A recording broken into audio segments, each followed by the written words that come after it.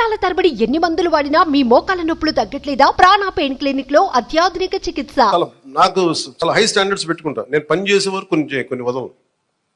ఇక నాకు పిఠాపురాన్ని నేను మీకు మాటిస్తున్నాను, భారతదేశంలో అత్యంత మోడల్ నియోజకవర్గంగా చెయ్యాలి అని ఒక ఆకాంక్ష ఉంది. ఎందుకంటే పెద్ద పెద్ద పరిశ్రమలు రావాలి, ఇక్కడ కాలుష్యం లేని పరిశ్రమ ముఖ్యంగా రావాలి, అవన్నీ తీసుకురావాలి. ఇక్కడ నుంచి విదేశాలకు ఎవరికైనా ట్రైనింగ్ వెళ్ళాలంటే విదేశాలకు ఇక్కడ ట్రైనింగ్ ఇప్పించి రకరకాల వృత్తి కోర్సుల ద్వారా కొంతమంది పంపించాలి. ఇక్కడి నుంచి చాలా విభిన్నమైన ఎక్స్పర్ట్స్తో మాట్లాడుతాను, వాళ్ళందరికీ ఇక్కడికి రావాలి, తీసుకొస్తాను. అందుకే నేను ఈ రోజున కూడా చెప్పాను, ప్రజలకు అందుబాటులో ఉండండి. నా ఆఫీస్ కూడా చెప్పాను, ముందు నా సేఫ్టీ కోసం పోలీస్ మన సెక్యూరిటీ నామ్స్ ప్రకారం కంచె అవన్నీ తీసేసి ఉంచనివ్వండి, కానీ బట్ ప్రజల దగ్గరికి వచ్చేటప్పుడు మటుకు జస్ట్ ఎలాంటి అడ్డులు లేకుండా చూడండి. ఇదివరకు నేను జనవాణి కార్యక్రమం ఎలా చేశానో నాకు అంతే జనం అట్లాగే ఉండాలి. ఒకేసారి మీద పడితే కష్టం అవుతుంది, అంత మించి తప్ప నేను ఎప్పుడు మీకు అదే అందుబాటులో ఉంటాను, అలాగే ఉంటాను.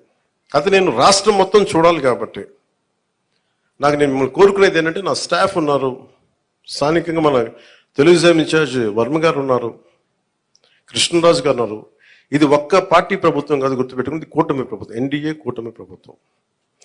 తెలుగుదేశం లీడ్ పార్ట్నర్గా జనసేన, భారతీయ జనతా పార్టీ కలిసి ఉన్న ఎన్డీఏ కూటమి ప్రభుత్వం. చంద్రబాబు గారి అపారమైన అనుభవం ఈ రాష్ట్రానికి చాలా అవసరం, నేను చాలా ప్రత్యేకించి చెప్పాను.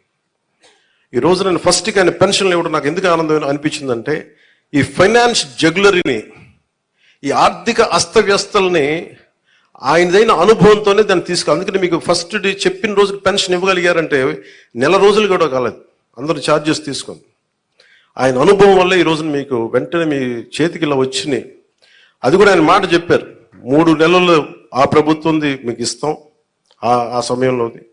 అలాగే కూర్చోబెట్టి ఒక 7,000 ఇవ్వడం కానీ, మీకు ముఖ్యంగా దివ్యాంగులకు 15,000, మీరు అడిగింది 10,000 అమ్మ రోజున మీరు అడిగారు, కానీ 15,000 ఇదేంటే మీరు ఒకళ్ళు కాదు, నాకు తెలుసు మందకృష్ణ మాదిక్ గారు ఎంత చేశారు నాకు తెలుసు. అది ఆయనకు నిజంగా ఈ సందర్భంగా ఆయనకు మనస్ఫూర్తిగా నేను ఆయన అభినందిస్తున్నాను.